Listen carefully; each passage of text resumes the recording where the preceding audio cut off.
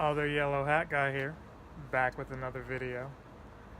And I am coming to you live, or at least in this video, um, from a nice little hotel. Might not be super nice to some of you, but I'm up here on Chelham Chase. Some of you might know what that is. That's pretty much, if you're doing one of these timeshares, I'm out here in Williamsburg, Virginia, to be more specific. And balcony uh, area, and there's I'm Naomi talking essentially trying out one of these timeshares, seeing what it's like. shares, and I'll let And Neil tell you it's about what's going it's nice and relaxing. All I was gonna say, pretty much in this little shot, was this was a nice little birthday vacation. It was free. You listen to one of these presentations, they reimburse you for your um, $75 to $100 commitment. I think it is. You contribute that, you get that back, and then they give you some gifts on top of that for coming out here. I'm pretty stern on saying no to the timeshare, but you never know. They might have a really good sales pitch. That's what their job is. Their job is to get you invested, because they get, and this is just me speculating, I don't know exactly how these things work, but I would just imagine that enough people commit to these things to allow people like myself to come to these things free. So that being said, I'm gonna give you a little quick in and out of the um, townhome. That's what these kind of look like. If you just look, these kind of look like townhomes and what have you. And uh, that said, we're gonna start right here. You do not have to pay for your hotel room, however. Here's the bedroom. We don't have kids, so there's no real purpose for a timeshare. We got somebody else vlogging in here too. Leah, don't get me on camera. I don't want to be on the Here's the vlog. bathroom. But anyway. So yeah, there's that. Bathroom's pretty cool. That's all I have for now. Bathroom too, the kitchen. I know you kids love these Tide Pods. Let's see if they got any food in the fridge. No, they did not leave us anything in here. They've got some coffee stuff though. Microwave is all right. And see, I'm not super picky. This stuff might be dated for others, but I'm like, hey, it's just got to be clean and comfortable. I'm not expecting it to be 5 stars for something free, but they do have an iron, fire extinguisher. Authorized personnel only. Oh, it's locked. I'm not authorized. So yeah, here it pretty much is. You can see all my little junk. I've already assimilated myself for the most part. They got a nice little fireplace, TV, nice little view. So, that's everything. You guys can check these out. Well, if I can get my camera straight. A friend put me onto this. So shout out to Lindsay for setting me up, hooking me up with one of these. I'm doing a 1-night stay. You can typically do like a 5-night stay. Middle of February, not really a lot of free time, not really the warmest either. So what they did was they were like, hey, you've got the 1-day stay. We'll complement that with a 4-day stay, or up to 4 days for Las Vegas. So we'll see how that goes. I'll just have to be responsible for my flight. But from where I'm living, I only have to drive a few hours just to get up here. So like, comment, and subscribe, and I'll see you in the next video. Whoa. So, I thought I did this video already, but apparently someone told me I hadn't. And this is a story time video. This is about timeshares. Now, I got the opportunity to go on one, and I'll, by now have posted a little clip showcasing a little bit of it before you see this part, right? So if you're here with me still, what are timeshares? I'm not really the best person to ask, but from what I understood, it's basically you owning 2 weeks out of the year to be at a location. And you don't own it like you own a house. You're really just renting, in my opinion. And I don't even feel that it's so much of an opinion as a fact, because you're sharing this property with 51 other people. And they don't really sell it to you that way. They advertise it as you're buying like land. You're buying, and you're not. You don't have control over any of the appliances or anything like that. So a lot of people sign up to go to these timeshares, these 90-minute presentations, hour long, however. And prior to that, you're in some nice fancy hotel, nice bed and breakfast and all that stuff. And, you're being wined and dined. And if you're in a really comfortable area like, Florida, Las Vegas, whatever, in the United States for my fans who are elsewhere, you're going to be relaxed enough to really consider getting this timeshare. When you've got people who come at you like sharks, they come at you like sharks. They're pressuring you to sign up to one of these things.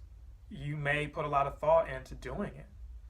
And here's what happened to me. So I went to Williamsburg, Virginia, one of the 7 or 8 places you're supposed to see in the United States. You've got Yosemite, you've got Grand Canyon, Niagara Falls, some other places, but they pointed out to me that Williamsburg, Virginia was one of them. Why? Because that's when the country was first settled in and started, building up.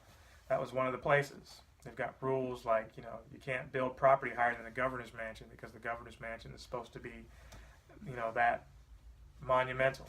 It's supposed to be that significant of a place to stand out and let you know, yeah, this is where it all started. So why would you want to be in Williamsburg? Well, they said, hey, if you look at the map of the U.S., central East Coast is Williamsburg, Virginia. You've got people who want to take vacations. They can't make it all the way to Disney. Got people in Disney who want to go up north. They can't make it all the way up north. So let's meet somewhere in the middle in Virginia. And we got Busch Gardens, Ripley's, believe it or not, whatever.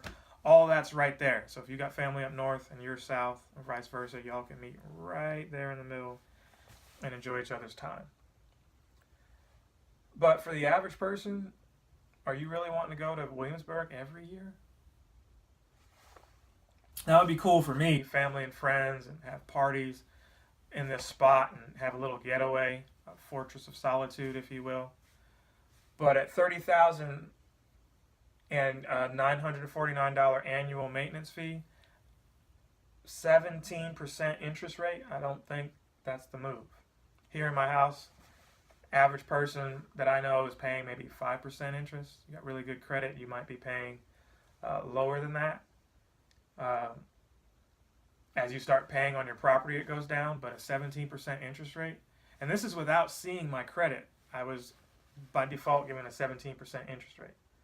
So a $100,000 home at 5% interest rate is already a lot. And some people, that might take them 30 years. But a $30,000 loan at 17% interest rate, I'm not with numbers on this, but that's just as bad, if not worse, right? Most people are already paying on a home already that are doing a timeshare. I don't know anybody that doesn't already own a house that is trying to do a timeshare. You should not do that. Please walk away if you can. I know they make it extremely hard to, but walk away if you can if you're in that situation. This is not me telling you not to buy a timeshare, even though everything I've said so far is presented that way. Do what you want to do. It's your life, your money. But what I'm saying is they go after people in certain situations, and it almost seems predatory. What I mean by that is this. They invite you off the strength of your friendship with somebody else. They came at me with a phone call saying, we know so-and-so, and that let my walls down. Because normally I hang up on people that come off like telemarketers. They sell you this dream, this idea that's too good to be true, and you're just sitting there like, what do I have to give? And I agreed to it because it was around my birthday. It was an opportunity to spend time away and just relax. But I knew going in that I wasn't interested in a timeshare. But once they started hitting me with the guilt trips, listen, man, we got $800 wrapped up into you. You're really going to walk away from a deal of a lifetime? That's what the last guy said to me. Now, I had already said no 5 times. The 6th guy came up and started selling me that, telling me, hey, me and my wife have done this. We're honest people. We're just trying to make it. Why don't you sign up for the timeshare? And that was a tough pill to swallow. It felt like I was, on the side of the road, looking at somebody. I was parked at a light, seeing somebody on the side of the road with one of those signs that homeless people have, and refusing to give them money. That's kind of how I felt. Like they made you feel bad about it. They promise you all this. We'll give you a gift card. We'll reimburse you your money. Just come out here. Because they're that confident that you're going to buy this thing. Yeah. I couldn't do it. I'm glad I didn't. I almost gave in. There was a lot of pressure. They had in bold the pros. They sold it like you were going to actually be buying a house, buying property, but the cons were very small and tiny print telling you the interest rate, the annual fee, and that if you wanted to switch with somebody else, you got to pay $239 just to swap with somebody else if you didn't want to use your same timeshare every week. So I liken it to a gym membership. If there's different kinds of gym memberships, right? Different types of plans, but different types of gyms. You've got some that are like Planet Fitness that are $10 a month, and then you've got Gold's Gym that's like $40 a month. So I use those two to compare because your behavior towards how often the average person uses them depends a lot on the cost, right? Some people are self-motivated, self-disciplined, where they'll get up and use either one.